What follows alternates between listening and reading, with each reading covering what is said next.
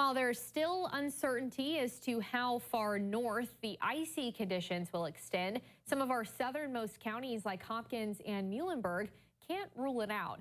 Meteorologist Jim Cantore explains some of the dangers of ice storms.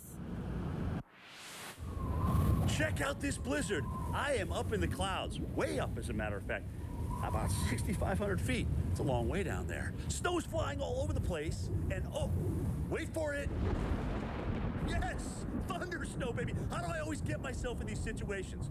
We'll save that for another segment. All right, listen, this is a monster winter storm, but there's a wrinkle in the forecast. Let's take this down a little closer to the ground. Now I'll show you what I mean. All right, there is so much warm air feeding into this beast that these falling snowflakes are actually melting. In fact, most of the precipitation around me is rain, which is not good because down near the ground and on the ground, we've got temperatures holding at 29 degrees. Listen, the cold air is so dense, it remains locked in place. The warm air has to go up and over that cold air, and the rain doesn't have time to refreeze into sleet pellets.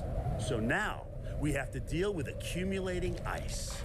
Just 1/10 of an inch makes roads and sidewalks extremely slippery.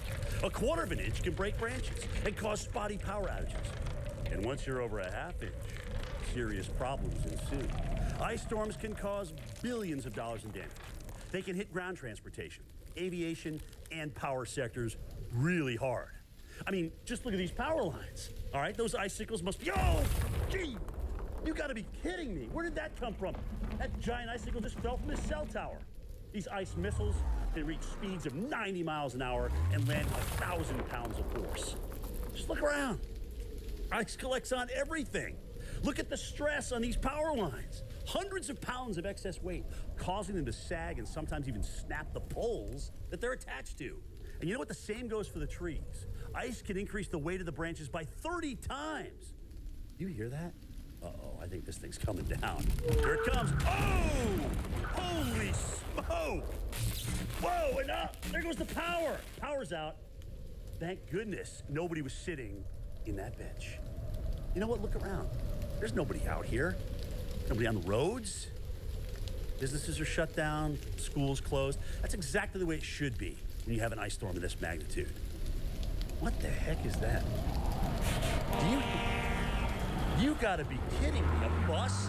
I obviously spoke too soon. This is not gonna end. Look, the bus is already starting to slide. Look at that. 150,000 plus accidents per year. It doesn't matter if you're in a heavy bus or a four-wheel drive. You're gonna slide on the ice. 40,000 people get injured on average. And you know what? I hope this bus stops. 500 people lose their lives. That's 500 too many. You know what? It's a good thing that there are no passengers on this bus. You don't ever want to be on the road in these conditions.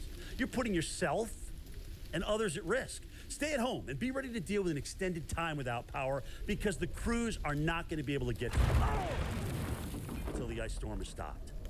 I've had enough of this. Stay safe. I'm out of here.